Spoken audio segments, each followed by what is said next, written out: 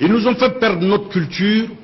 Et quand eux ils sont venus, ils arrivaient, ils ne connaissaient pas la langue du pays. Et ceux du pays ne connaissant pas la langue de ceux-ci, nous avons pensé que la culture arabe, c'était ça la religion. Nous avons fait cet amalgame-là, on en a fait un syncrétisme que j'appelle crétinisme, qui nous fait croire que le Mali est un pays musulman. On vous le dira. Mais avant l'islam, avant que les Arabes ne viennent, qu'est-ce qu'il y avait chez nous? Est-ce qu'il n'existait pas quelque chose chez nous? On ne va pas dire que le Mali a commencé avec les Arabes. Ça veut donc dire que quelque chose existait. Mais aujourd'hui, au sud du Sahara, on est très fiers d'être appelés étrangers dans notre propre pays. Tellement,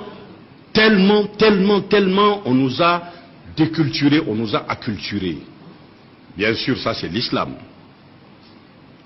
El Hajj, ça veut dire étranger. Quelqu'un qui effectue le pèlerinage à la Mecque, il est étranger. Mais quand il revient chez lui, il ne peut plus être étranger. Mais nous sommes très heureux, très contents d'afficher El Hajj Draman Samake, parce que je effectue le pèlerinage à la Mecque. L'étranger Draman Samake dans son propre pays. Ou Adja dans son propre pays. Ah, c'est paradoxal, ça ne s'explique pas.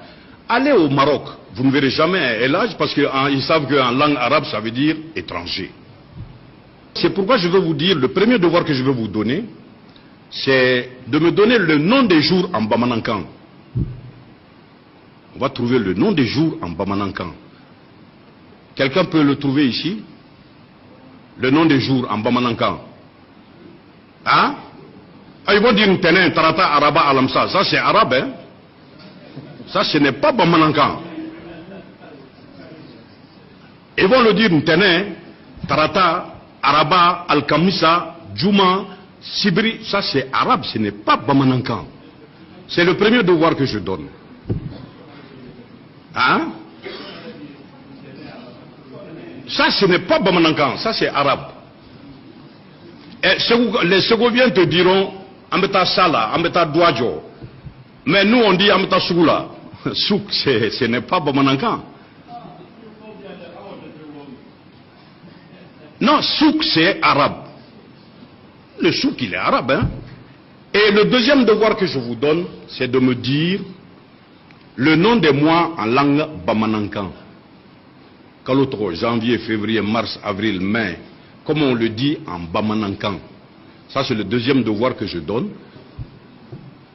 Voilà. Et nous, depuis jeunes écoliers, nous avons fait ce constat. Tcherno Ametcham et moi. Nous avons dit que l'Africain en général, et particulièrement le Malien, est riche de la culture d'autrui, mais pauvre de sa propre culture. Et c'est ce concept que nous avons baptisé la pauvritude. La pauvritude, c'est quand tu es riche de la culture d'autrui et pauvre de ta propre culture. Quand les gens nous disent Soumanguru Kanté, Soumaoro Kanté, Soumanguru Kanté, mais en réalité c'est Soumbangolo Diarisso. On te dira Samori Touré, Sokona Mori Touré.